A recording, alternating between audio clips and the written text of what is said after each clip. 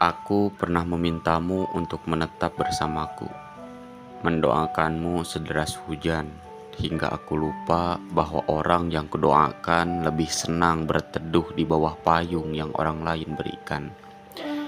Aku pernah berharap perjalanan denganmu akan menjadi perjalanan terakhir. Namun, kita hanyalah dua manusia yang dipertemukan untuk berpisah.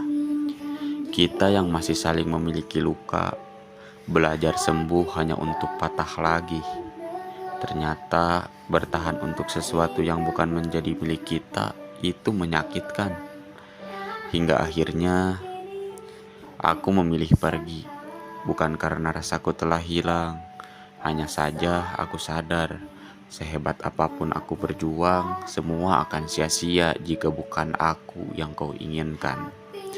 Dengan begitu, sengaja kumatikan paksa rasaku.